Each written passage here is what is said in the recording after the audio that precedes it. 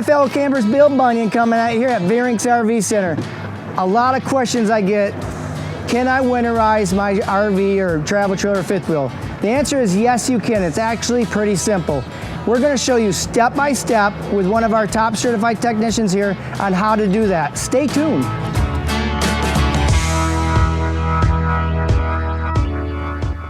Is this where this goes? No, no, no. What are you doing? Give me this. That doesn't need to. Antifreeze doesn't go in there? Antifreeze doesn't go in there. Oops.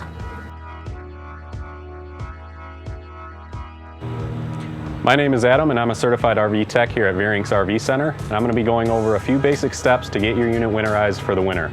The first thing that you're going to want to do is to drain all the water out of your unit. So starting down here, you have low point drains. You'll have one for the hot side and one for the cold side that you'll just open up, and all the water that's inside the lines will start coming out. If you'd like, you can go inside and open a faucet and it'll speed up this process. Once all the water is drained out, go ahead and close these and we'll move on to the back to the water heater. Once the low point drains are done draining all the water out of the lines, come back here to your water heater. You'll have two different style plugs for your water heater. One will be metal like this one shown here. The other one will be plastic. The metal one is an 1 1/16 socket and the plastic one will be a 15/16 socket. Before you take this plug out, always open up this valve and make sure that there is no pressurized water inside it. So once that's done, you can pull this plug out.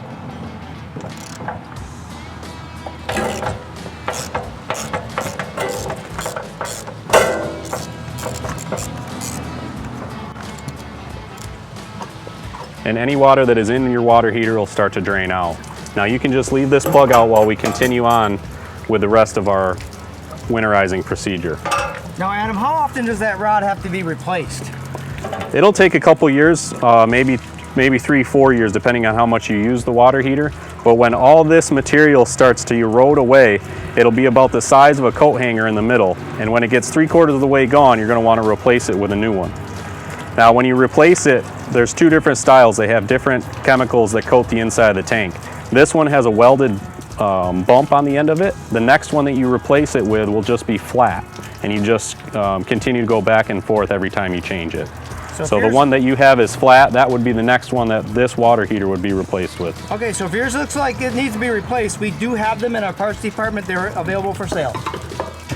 Now before we run any antifreeze through the lines of your RV, you're going to want to bypass a water heater. And what that does is it allows the antifreeze to not go into the water heater tank, but to bypass it and just run through the lines, because you don't want to be filling your water heater full of antifreeze. So to do that, on this one you have two valves, one at the top, one at the bottom. Right now they're in the normal operating position, and you're just going to turn them 90 degrees so that the antifreeze can bypass this water heater.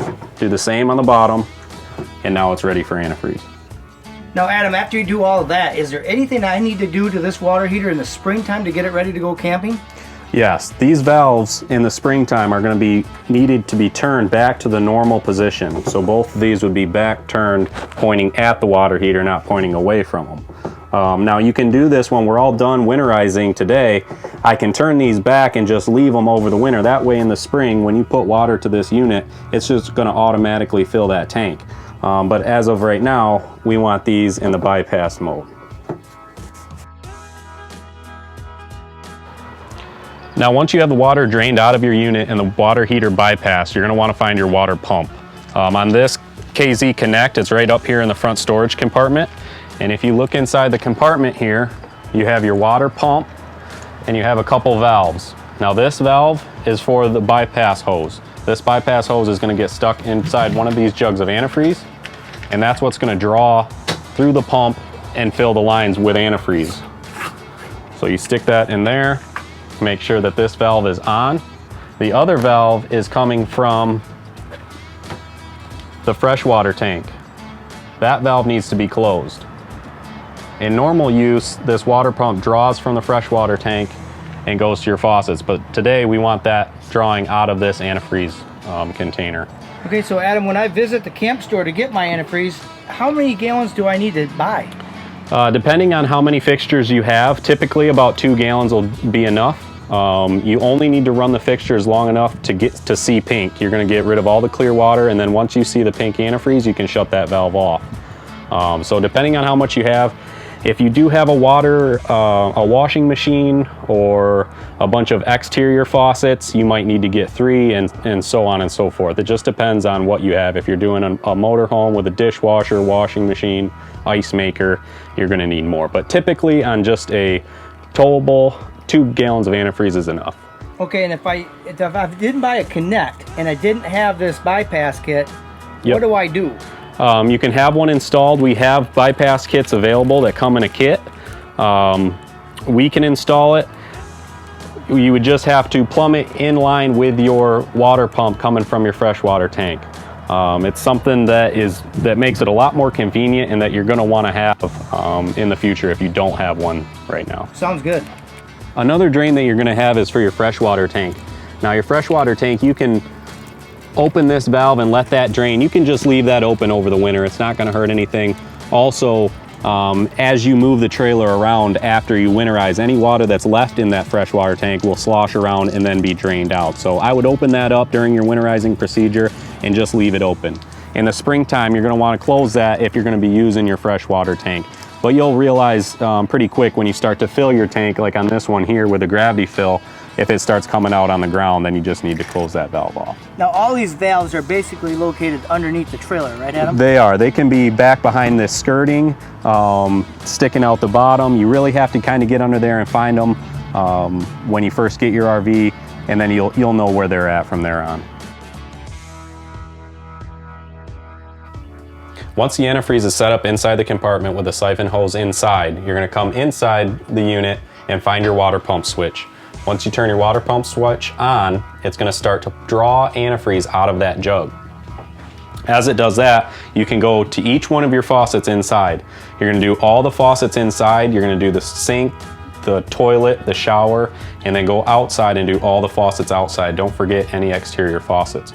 But you can turn the valve on, and it's going to push all the clear water out of the faucet, and then it's going to turn pink. And when it turns pink, you can go from the cold side then to the hot side. So it's important to do both sides. You have to do both sides, correct. Okay.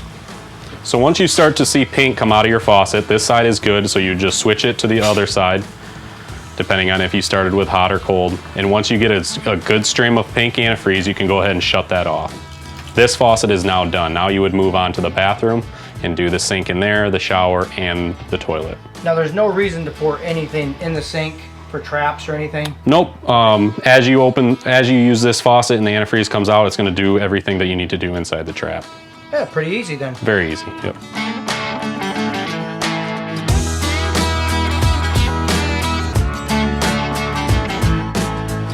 After you're all done inside, winterizing all the faucets inside, you can come back outside and make sure that you hit your exterior shower and any exterior faucets that you might have. Once that's all done and you have pink through everything, go ahead and turn your water pump off and then come back to your low point drains and open those up. That's going to drain a little bit of antifreeze that's in the lines back out, and you can either leave those valves open over the winter or just close them off. I usually like to close them off, that way in the spring it's all set for water.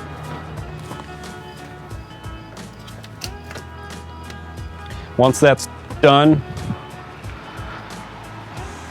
you can put your water heater plug back in.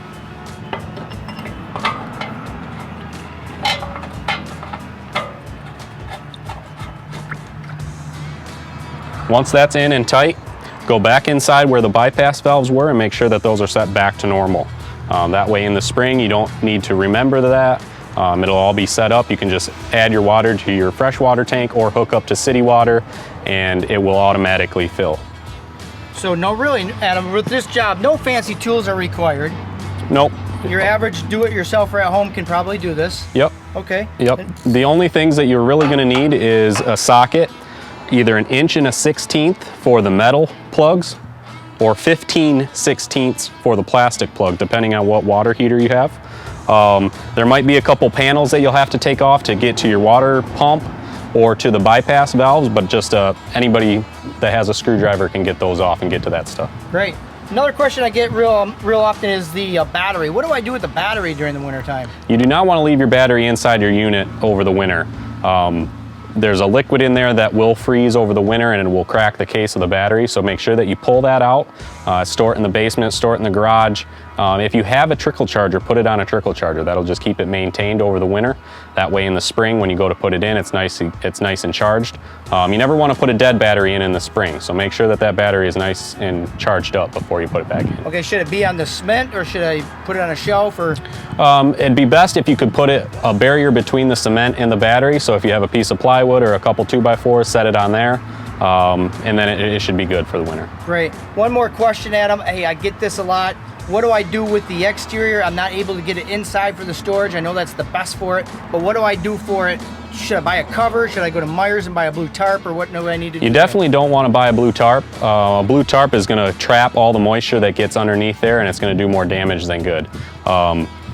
Obviously, the best thing and what I recommend is a nice high quality cover that is going to vent. We have them in the camp store for all sizes of RVs, so get a nice quality cover. And then before you even cover it, just make sure that you go over all your sealants and make sure that the sealants are in good shape. You don't want to leave any cracks, any small air bubble or anything that you see on your roof over the winter is just going to collect snow and ice, and once it melts, it's going to come inside. So make sure the sealants are perfect before you put it in storage, and then a good cover would be great. Great. Sounds like the average do-it-yourselfer can do all of this. Yeah, this is all easy stuff that you can get done. Great. Sounds good.